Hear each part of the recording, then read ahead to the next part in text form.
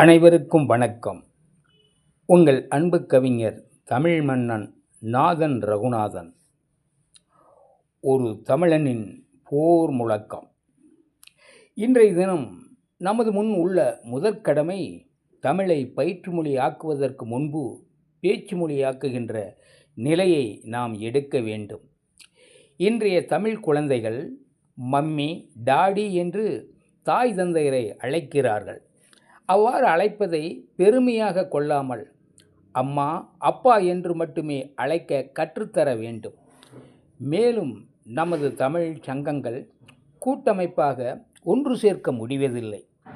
பல்வேறு காரணங்களால் தமிழ் இயக்கங்கள் வலிமைப்படுத்த இயலவில்லை.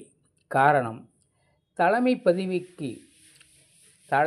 பதவிக்கு போட்டி பலரும் போட்டு முயற்சிக்கிறார்கள். பெரிய கல்வி நிறுவனங்களின் தலைவர்கள், பணியில் ஓய்வு பெற்றவர்கள், அரசியல்வாதிகள், சமூக சேவகர்கள் என்ற போர்வையில் வாழும் சுயநலவாதிகள், ஆன்மீக வேடதாரிகள் என்று பலரும் தங்களை முன்னிலைப்படுத்த வேண்டி முயற்சிக்கிறார்கள். அதிலே ஈடுபட்டு வெற்றியும் பெற்று வருகிறார்கள்.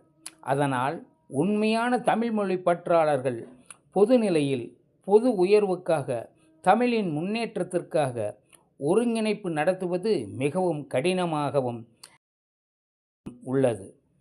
எனவே விளம்பரத்திற்காகவோ சுயநலத்திற்காகவோ விருப்பப்படாமல் தமிழின் உயர்வே நமது உயர்வு, தமிழரின் வளர்ச்சியே நமது வளர்ச்சி என்ற எண்ணத்தோடு குறிக்கோளோடு வாழ்வோம். தமிழ் வாழும், தமிழ் வெற்றி பெறும். நாமும் வாழ்வோம், வளர்வோம். நன்றி, வணக்கம். தமிழ் மன்னன் கவிஞர் நாதன் ரகுநாதன், திருப்பூர்.